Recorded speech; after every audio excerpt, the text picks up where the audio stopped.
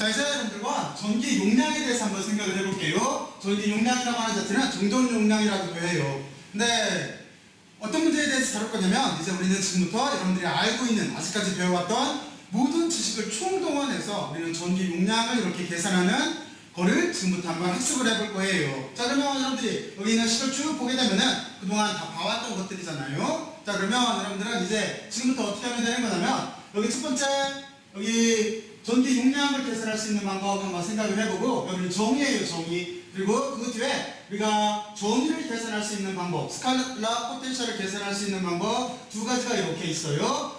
이쪽 두 가지를 한번 생각을 해보고, 그리고 이쪽에서도 전기장을 계산할 수 있는 방법, 여기 전기장의 정의가 있고, 그리고 이쪽에 전기 선속을 이용해서 가우스 법칙이 이렇게 있어요. 자, 여기에 대해서 여러분들 나름대로 지금부터 한번 정리들을 빨리 한번 해보세요. 한번 할 수 있는 데까지 한번 해봐요.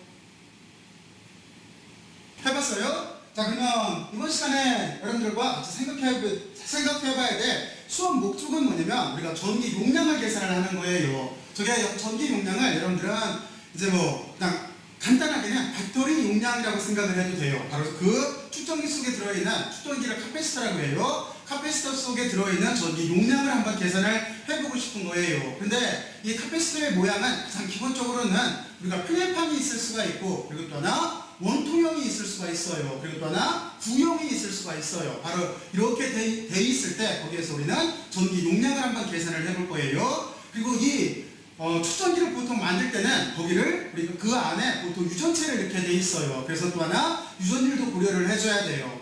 자, 그러면 먼저 첫 번째 여러분들이 여기 전기 용량이라고 하는 식 자체는, 전기 용량은 이 카패시터에서 따와서 C자를 이렇게 써요. 그래서 전기 용량의 정의 자체는 어떻게 되어 있는 거냐면, 총 전하를 전위 차로 나눠주게 돼 있어요. 이렇게 전위로 나눠주는 요 값 자체가 이게 전기 용량의 기본적인 정의가 되는 거예요. 자, 그러면 여러분들은 가장 간단하게 이렇게 생각을 해봐요. 평행판 두 개를 생각을 해요. 물론 이제 도체로 된 평행판을 생각을 해요. 그리고 그 도체로 된 평행판 두 개에 여러분들이 배터리를 가지고 와서 그 두 개의 평행판에다가 전선을 연결해서 플러스하고 마이너스하고 연결했다라고 생각을 해봐요. 그러니까 평행판 두 개에 여러분들이 배터리를 이용을 해서 거기에다가, 물론 이때 배터리는 직류원이에요. 직류원 배터리를 이용을 해서 이렇게 양쪽 평행판에다가 연결을 했어요. 자, 그러면 어떤 현상이 벌어질까요? 틀림없이 건전지에는, 배터리에는 플러스 마이너스가 있기 때문에 전하가 이동을 해가서, 실제는 전자가 이동하는 거잖아요. 전자가 이동해 가서 전위차가 같아질 때까지 평행판에 가서 쌓이게 될 거예요. 자, 그러면 먼저 그 모습부터 여러분들이 먼저 머릿속으로 상상들을 해보세요. 상상들 했어요? 자, 그러면 틀림없이 구조는 이렇게 될 거예요. 평행판을 이쪽에다가 하나만 놓고, 이쪽에다가 평행판을 이렇게 놓고, 양쪽에 이렇게 전선이에요. 이거는 전선으로 연결을 해서 여기에다가 플러스 마이너스를 연결을 했다라고 한다면, 틀림없이 플러스 쪽에 올라가서 이쪽 평행판에는 플러스로 대전이 될 테고, 그렇죠? 그리고 반대쪽으로, 이쪽으로는 마이너스로 이렇게 대전이 될 거예요. 머릿속에 상상할 수 있죠? 자, 그랬을 때 지금 어떤 설명을 하려고 하는 거냐면, 여기에서 전기 용량을 설명을 하려고 하는 거예요. 그랬을 때 여기에 있는 전기 용량이라고 하는 자체는 총전하예요. 근데 이 총전하라는 말을 조심을 해야 돼요. 왜 조심을 해야 되는 거냐면, 평행판이 지금 양쪽에 두 개가 있어요. 총전하라고 했을 때 이쪽에는 전체 전하량이 플러스 Q라고 생각을 하고, 이쪽에 마이너스 Q라고 이렇게 생각을 해서, 그럼 전체면은 전체 전기 용량, 전체 총전하면은 양쪽을 다 더해서 플러스 Q, 마이너스 Q에서 0이 아닌가, 이렇게 생각하면 안 된다는 소리인 거예요. 왜냐면 이건 정의예요. 정의 자체가 양쪽이 어느 쪽을 잡던지 간에 여러분들은 한쪽 평면에, 한쪽 평행판에 있는 총전하량을 말하는 거예요. 그게 여기 총전하라고 하는 Q의 정의예요. 그리고 여러분들은 또 한 가지를 고려를 해야 돼요. 어떤 값을 고려를 해야 되는 거냐면, 전기 용량의 정의는 이게 양수로 결정이 되어 있어요. 플러스 값이 나와야 돼요. 그래서 여러분들이 만약에 마이너스 이쪽 평행판을 기준으로 잡았다라고 하더라도 여러분들이 계산을 할 때는 그쪽을 절대값을 붙여서 플러스 Q로 생각을 해줘야 되는 거예요. 그러면 여기 이해갔죠? 그리고 마찬가지로 전위도 마찬가지예요. 전위도 지금 제가 여기를 전위차라고 할 때도 있고 전위라고 할 때도 있잖아요. 그런데 이건 같은 얘기예요. 지금 입장에서는. 그리고 또 하나 여기서 중요한 건 뭐냐면, 지금 여기 전위 또는 전위차라고 하는 이 부분 자체도 전기 용량이라고 하는 이 값 자체가 플러스 값이 나오게 하기 위해서 여기를 플러스로 생각을 해줘야 돼요. 그러니까 여러분들이 전위를 계산할 때 원래 전위라고 하는 식으로 이게 마이너스가 붙어 있잖아요. 근데 그 마이너스를 지금은 고려를 안 한다라는 소리예요. 왜냐면 전기 용량 자체가 플러스로 나와야 하기 때문에 그래요. 전기 자체가 그렇게 돼 있어서. 그리고 전기 용량이라고 하는 거에 단위는 어떻게 되는 거냐면 여기 뭐라고 읽을까요? 여기 페럿이라고 읽어요. 그러면 페럿이라고 읽는 이유는 뭘까요? 이거는 여러분들이 잘 알고 있겠지만 역사상 가장 위대한 실험 물리학자 중에 한 명이, 쉽게 말해서 전기 문명의 창시자 중에 한 명이 마이클 패러데이를 기념하기 위해서 그래요. 그렇잖아요? 바로 그래서 패러데이 앞에서 F를 따와서 여러분들은 여기에다가 이렇게 전기 용량이 다니는 페럿이라고 이렇게 읽으면 되는 거예요. 기호를 대문자 F로 쓰고 여기를 페럿이라고 읽으면 되는 거예요. 자, 그리고 그 옆에 있는 식들은 뭐냐면 이거는 우리가 이제 아직까지 알고 있는 값으로 이쪽으로 이렇게 바꿔준 거예요. 그러면 아래쪽 분모통은 제가 조금 전에 얘기를 했듯이 여기는 전위의 정의가 되는 거예요. 바로 요 정의가 돼요. 근데 실제는 여기에 마이너스가 붙어 있는데 우리는 이거를 지금 마이너스 5를 띄고 없애고 여기를 플러스로 생각을 해주는 거예요. 그러면 위쪽 텀은 어떤 걸까요? 전기 용량할 때 여기 총전화를 우리가 이렇게 구해도 되는 거잖아요. 그렇잖아요? 총전화를 이렇게 구했을 때 이 식 자체는 뭐가 되는 거예요? 여기는 전기장 자체가 어떤 면적을 통과하고 있는데 그 면을 다 감싼 거잖아요. 그러니까 이쪽은 여러분들이 봤을 때 이거는 가우스 법칙을 이용해서 총전화를 구했구나 이렇게 생각을 하면 되는 거예요. 왜냐면 가우스 법칙이라고 하는 자체가 여기 Q가 안쪽에 있는 총전화인 거잖아요. 안쪽에 있는 총전화가 쉽게 말해서 가우스면을 이렇게 잡았을 때 바깥 공면에 이렇게 전기장이 뚫고 나갈 테니까, 그러니까 바깥 공면에 전기장의 플럭스를 만든 거예요. 근데 여러분들이 여기 유전율을 이렇게 빼고 보면은 여기는 전기장의 플럭스인 거잖아요. 그리고 이쪽으로 넘겨주면 Q를 여기 유전율로 이렇게 나눠줬으니까 이쪽 값 자체는 이거는 가우스의 법칙이 되는 거잖아요. 그렇잖아요? 여기를 가우스 법칙으로 이렇게 이용을 해서 구해도 돼요. 자, 그러면 여러분들은 여기 회열판 축전지 실제 모델을 머릿속으로 상상을 해보고 그리고 나서 여기는 기본 정의를 이해를 해요. 한쪽에 플러스 Q, 한쪽에 마이너스 Q로 대전이 돼 있더라도 우리는 여기에서 총전하라고 하는 거는 한쪽 평면에 쌓인 총전하를 말하는 거예요. 이해했죠? 그리고 여기 전이라고 하는 자체도 실제 정의는 마이너스가 있는데 전기 용량 자체가 플러스 값이 나와야 돼가지고 전지가 절대값인 거예요. 그리고 여기 전위를 전위는 다음과 같이 정의해서 구하면 되는 거고, 그리고 여기 총전화라고 하는 걸 구할 때 다음과 같이 이렇게 가우스 법칙을 이용해서 구할 수도 있는 거예요. 그리고 단위는 페럿이에요. 자, 그러면 여기까지 여러분들은 다시 평행판 축전기를 실제로 머릿속으로 상상을 해봐요. 평행판 축전지 놓고 거기에다가 도선 두 개로 건전지에다 연결해서 갖다 대서 평행판에 전기장 자체가 형성이 된다라고 하는 거를 여러분들이 머릿속으로 생각을 해보고 여기를 사고실험 모델을 만들어서 이해를 해보고 여기 있는 식 자체를 다시 이해를 해봐요. 이렇게 두 가지로 해야 돼요. 실험 모델을 바탕으로 과학은, 특히 물리학은 실험 모델을 바탕으로 논리전개를 해야 돼요. 자, 그러면 여기까지 한번 여러분들이 여기 카페시터 여기까지 이해를 해봐요. 이해를 했어요? 자, 그러면 여러분들은 지금 구하려고 하는 거는 전기 용량을 계산하는 게 목적인 거예요. 그러면 전기 용량은 정의 자체가 이렇게 된다고 그랬어요. 근데 여기 전기 용량을 계산을 하려면 여러분들은 이제 두 가지를 계산을 해야 된다라고 하는 걸 직관적으로 알았을 거예요. 하나는 총전화라고 하는 걸 계산을 해야 되고, 이거는 가우스 법칙을 이용해서 계산할 수도 있고, 그리고 또 하나 여기에는 전위를 계산해야 되는 거예요. 그렇잖아요? 근데 전위를 계산하는 방법은 우리는 크게 두 가지로 이렇게 배웠어요.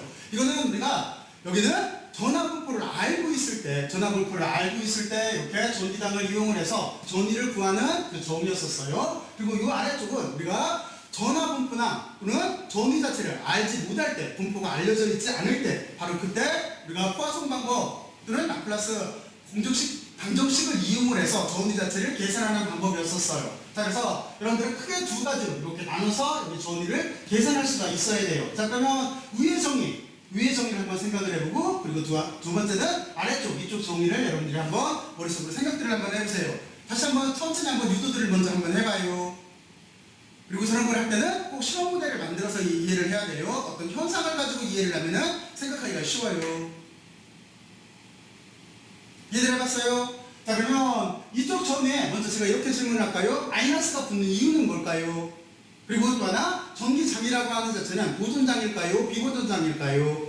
여러분들은 먼저 그 생각부터 해야 돼요. 그래서 먼저 전기장을 생각을 하면은 전기장이라고 하는 자체는 보존장이에요. 그렇기 때문에 우리가 전위를 계산을 할 때 전위를 이렇게 생각할 수가 있는 거잖아요. 먼저 이쪽 전위를 생각을 하게 되면은 만약에 전기장이 이렇게 왼쪽에서 오른쪽으로 임의로 이렇게 지나가고 만약에 입자에 이동 경로가 초기치가 있다가 이렇게 움직여서 여기 나중치로 이렇게 갔다라고 했을 때, 그렇죠? 그랬을 때 만약에 여기에 갔던 물체가, 여기에 갔던 입자가 다시 이쪽으로 이렇게 들어온다고 생각을 해봐요. 그랬을 때 우리는 경로 자체를 생각을 하면 입자가 여기 있다가 갔다가 다시 이렇게 돌아오는 경로로 그릴 수가 있을 거예요. 그랬을 때 우리가 전위 자체는 값이 얼마가 돼요? 이때는 0이 되는 거죠. 먼저 그 점을 생각을 하고 있어야 돼요. 그래서 전기장이라고 하는 자체는 보존장이 되는 거예요. 먼저 여러분들은 거기에 있는 점을 이해를 하고 있어야 돼요. 그 점을 먼저 이해를 해야 돼요. 그리고 두 번째, 여기 마이너스가 붙었다라고 하는 자체는 여러분들은 뭐 지금과 같은 경우에 또는 앞에 일단 평행판이 더 단순하니까 평행판으로 바꿀까요? 만약에 평행판이 이쪽에 여기가 플러스로 쭉 배열이 되어 있고 또 이쪽에 평행판이 마이너스로 배열이 되어 있을 때 입자가 만약에 왼쪽에 있었다라고 한다면 그러면 지금 이 입자 입장에서는 물론 이 입자는 양의 입자예요. 플러스 양의 입자예요. 기준을 그렇게 잡았어요. 그러면 여기는 이 양의 입자는 그대로 둬도 틀림없이 이쪽이 전위가 높고 이쪽이 전위가 낮기 때문에 또는 얘가 양의 입자인데 이쪽이 플러스로 대전이 돼 있고 이쪽이 마이너스로 대전이 돼 있기 때문에 인력과冲력에 의해서 그대로 둬도 여기 있는 입자는 오른쪽으로 이렇게 진행해 갈 거예요. 그렇잖아요?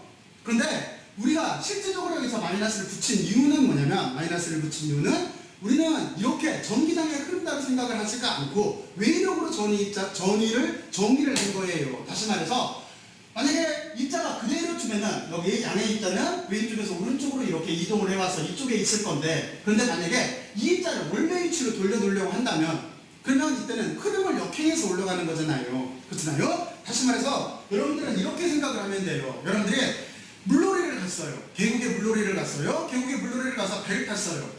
또한 보트를 탔어요. 그러면 틀림없이 물의 흐름에 의해서 여러분들이 가만히 있어도 여러분들은 아래쪽으로 둥둥둥둥 떠내려가게 될 거예요. 그렇잖아요? 이게 자연의 방향이에요. 그런데 만약에 거꾸로 생각을 해봐요. 여러분들이 원래 위치로 올라오려면 어떻게 해야 돼요? 여러분들은 틀림없이 일을 해야 될 거예요. 그렇잖아요? 일을 해서 발을 막 물을 차고 손으로 젓던가 해서 또는 노를 젓던가 해서 다시 위로 올라와야 되는 거예요. 그렇잖아요? 바로 그 뜻인 거예요. 여기는 마이너스라고 하는 자체는 뭐냐면 우리가 전기장을 거슬러 올라가는 거예요.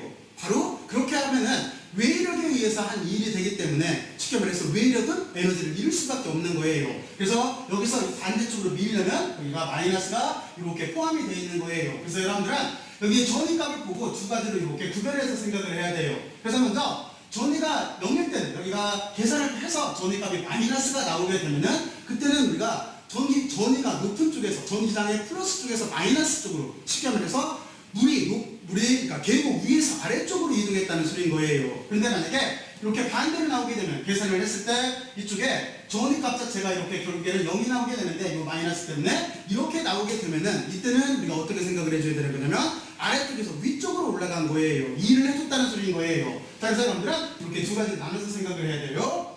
자, 그리고 나머지는 다 됐고, 그리고 여기 단위는 여기 볼트를 써요. 그리고 여기 또 하나 줄포 풀용으로도 이렇게 놓을 수가 있어요. 근데 일반적인 경우에는 우리가 전압폭포 같은 게 알려져 있지 않아요. 바로 그랬을 때는 여러분들이 좀 전에 배운 대로 우리는 푸아송 방법과 라플라스 방법을 이용을 해야 돼요. 바로 이 방정식을 이용을 해서 우리는 여기 전위를 구하고 또 이 전위를 이용을 해서 우리는 전기장을 계산할 수도 있어요. 자, 그렇잖아요? 자, 그러면 먼저 여러분들은 이런 문제가 주어졌을 때 먼저 어떻게 생각을 해야 되는 거냐면 크게 봤을 때는 4단계로 되어 있고 그리고 5번째는 이걸 가지고 응용할 수 있는 문제들에 대해서 생각을 해봐야 돼요. 첫 번째는 여러분들은 먼저 여기서 어떤 특징이 있는 거냐면 등호를 중심으로 왼쪽 텀을 보게 되면은 여기는 스칼라 포텐셜이라고 하는 전위를 여기에 라플라시아 델의 제곱인 거잖아요. 이렇게 취해진 거예요. 근데 오른쪽 텀을 보게 되면은 한쪽은 여기고 한쪽은 여기가 최적전압 밀도가 있어요. 그러니까 여러분들은 다양한 현상을 이해를 한 다음에 여기에 최적전압 밀도가 0인지 아닌지 있는지 없는지를 먼저 구별을 해야 돼요. 이게 첫 번째 할 일이에요. 그래서 최적전압 밀도가 존재를 하면은 여기 있는 것처럼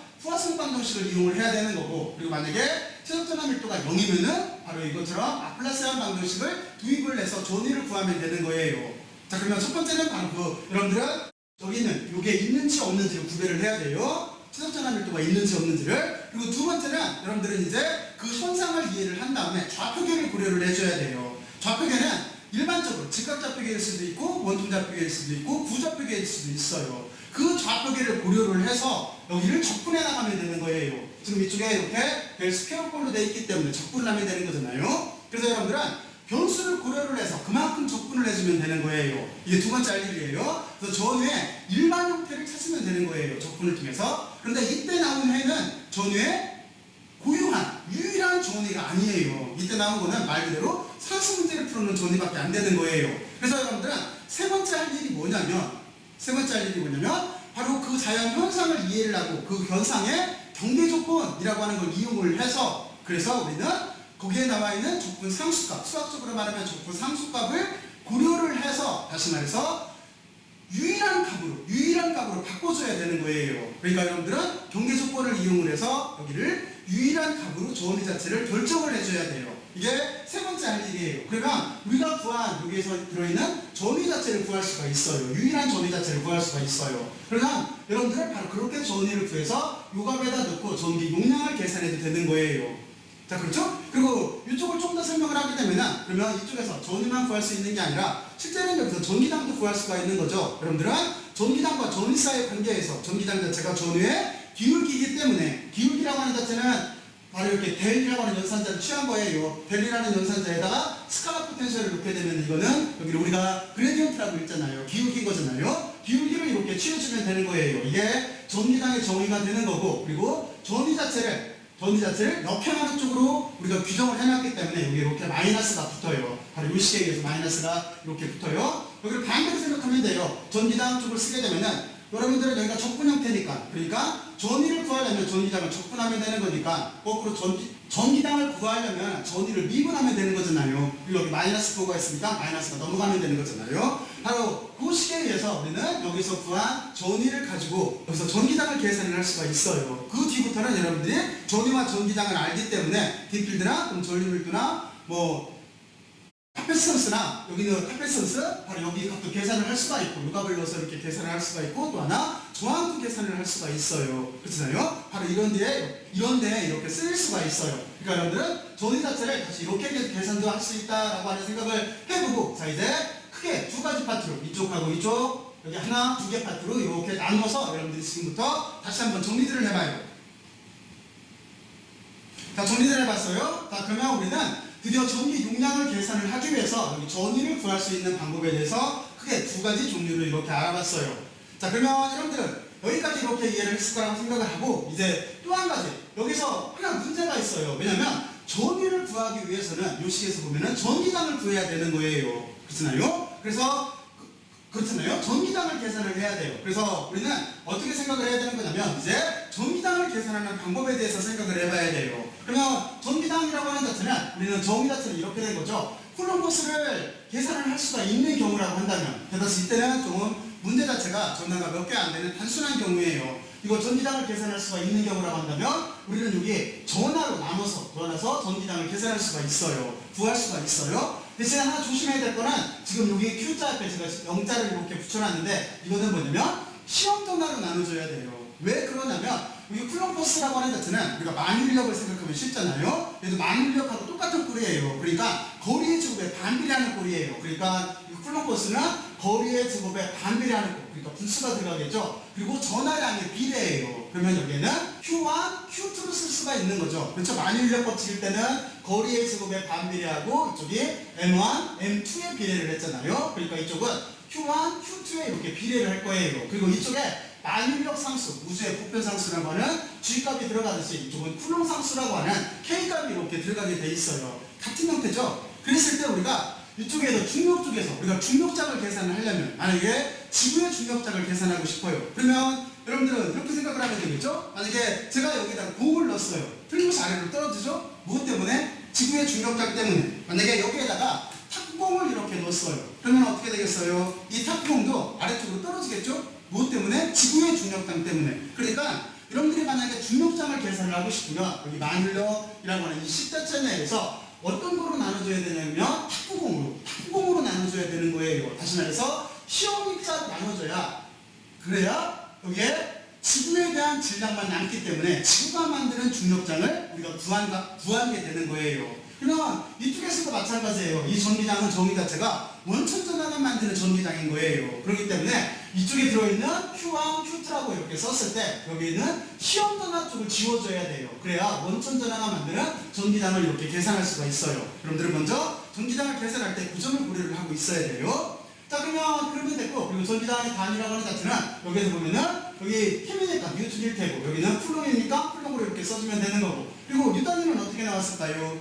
전기장의 또 다른 단위, 볼트 퍼 미터라고 하는 거예요. 이 단위는 여러분들 이쪽에서 생각하면 쉬워요. 여기에서 보게 되면은 전기장 입장으로 쓰게 되면은 DL로 이쪽을 나눠주면 되겠죠? 그쵸? 여기 나눠주면 될 텐데, 여기는 전이니까, 전이는 단위가 볼트예요. 볼트가 될 테고, 이쪽은 나눠준 이쪽 값은 DL이라고 하는 자체는 길이겠죠? 그러니까 여기는 미터가 되는 거예요. 그래서 여기가 볼트 퍼 미터로도 이렇게 쓸 수가 있어요. 두 가지 단위를 이렇게 가지고 있어요. 하여튼 우리는 전기장을 이렇게 계산을 해도 되고, 그리고 또 하나는 일반적으로는 우리가 전기 손속을 이용을 해서 가우스 법칙을 써서 계산을 하면 편해요. 물론 이때는 대칭성이 있는 경우에요. 대신 우리가 지금 다루고 있는 많은 문제들은 그 대칭성을 포함하고 있기 때문에 이렇게 계산해주면 편해요. 그렇죠? 그러면 먼저 여러분들은 가우스 법칙을 이해를 해야 되는데, 가우스 법칙이라고 하는 자체는 안쪽에 있는 전하가 외부 공간에 전기 손속을 만든 거예요. 그리고 또 하나 이렇게 가우스 법칙을 가지고 논리 전개를 할 때 우리는 이거를 E필드로 논할 수 있고, 전기장으로 논할 수도 있고, D필드로도 논할 수가 있어요. 전속 밀도 개념으로도 논할 수가 있어요. 차이점은 뭐냐면 E필드로 논할 때는 여기에는 물질의 특성을 고려를 하는 거예요. 유전율이 들어가 있는 거예요. 하지만 D필드로 논할 때는 여기에는 유전율을 빼고, 그러니까 물질의 특성을 고려하지 않고 논하겠다는 소리인 거예요. 그래서 우리가 두 가지로 논할 수가 있어요. 그러니까 플럭스도 두 가지가 되겠죠. 하나는 여기 어떤 면적을 뚫고 나오는 전기장, 이걸 몽땅 다 더해주면은 이게 선속일 테니까, 여기 선속을 그냥 지금 여기 파이로 썼는데 기호는 이렇게 파이로 써도 되고 여기 푸사리로 써도 돼요. 서로 어떤 걸 써도 돼요. 상관없어요. 단지 그냥 E필드일 때 제가 그냥 제 습관적으로 보통 이렇게 쓰고, 그리고 여기 D필드로 썼을 때 이걸 파이로 그냥 보통 써서 그냥 이렇게 쓴 거예요. 여러분들 여기 상관없어요. 전기 손속을 뜻하고 이쪽도 전기 선속을 뜻하는 거예요. 그러니까 여기 구애받지 말고 그냥 써도 돼요. 어쨌든 간의 개념은 지금 E필드로 논하던 D필드로 논하던 그 면을 뚫고 나오는 전기장이니까 여기는 전기 손속이 되는 거예요. 전기 손속이라고 하는 자체는 여러분들이 꽃다발을 생각하면 쉬워요. 꽃다발이라고 하는 자체는 어떤 철사로 된 이렇게 철사로 된 링이 있을 테고, 거기에 꽃을 쭉 꽂은 거잖아요. 그렇잖아요? 그러면 그 링을 꽃대가 통과하고 있잖아요. 바로 그 개념하고 비슷해요. 그래서 꽃다발이라고 하잖아요. 선속을 우리 개념으로는 다발이라고도 해요. 다발이라고도. 그 다발을 생각해도 쉬워요. 무슨 얘기냐면 어떤 면적을 어떤 패턴가가 뚫고 지나가는 거예요.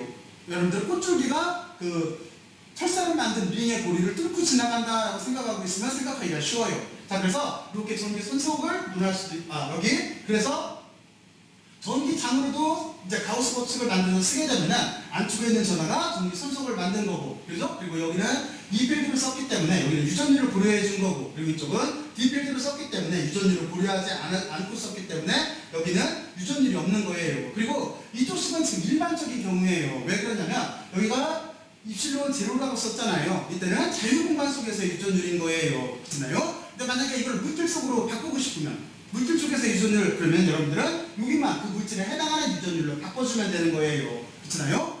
여기만 바꿔주면 돼요. 여기 유전율만. 자, 그러면 됐고, 그리고 우리는 이렇게 해놓고 나서 또 하나 이제 이걸 풀 때 전기장을 계산을 하려고 한다면 총전하가 분포를 가지고 있으면 다음과 같이 이렇게 계산을 해주면 돼요. 틀림없이 이 총전하 자체는 공간상 분포를 할 거기 때문에, 그리고 또 하나 밀도를 가지고 분포를 할 거기 때문에 우리는 최적전화 밀도를 이렇게 부피를 가지고 적분을 해주면 되는 거예요. 최적전화 밀도를 여기 dV라고 쓰면은 여기는 미소, 최적 요소인 거잖아요. 이 최적 요소를 가지고 전체를 알고 싶으면 다 적분을 해주면 되는 거겠죠. 다 더해주면 되는 거예요.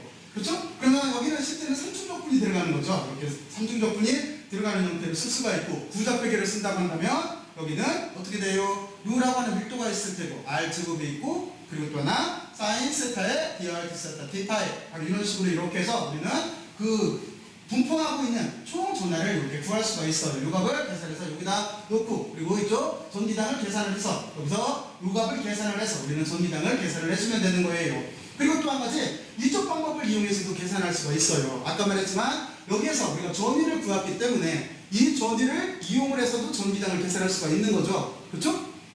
여기 좀 전에 설명한 대로 전기장과 전위 사이의 관계를 이용을 해서 전기장이라고 하는 자체는 전위의 그레디언트이기 때문에, 그렇잖아요. 기울기이기 때문에 바로 그걸 이용을 해서도 전기장을 계산을 할 수가 있어요. 여기 전기장을 만약에 전기장을 계산하라고 한다면, 근데 지금은 우리가 전기 용량을 계산을 하는 거기 때문에 여기를 이렇게 구한 다음에 다시 이쪽으로 가서 전기장을 계산해서 이렇게 할 필요는 없는 거잖아요. 근데 이쪽에서 구한 값을 여기다 넣어서 전기 용량을 계산하면 돼요. 근데 만약에 이쪽에서 전위를 구하고 문제에서 전기장도 구하세요 라고 한다면 여러분들은 전기장이라고 하는 자체는 여기서 구한 전위라고 하는 거를 이렇게 기울기를 취해주면 되는 거예요. 그레디언트를 취해주면 되는 거예요. 단지 거기에 마이너스가 이렇게 붙게 돼 있어요. 그렇게 전기장을 계산을 하면 돼요.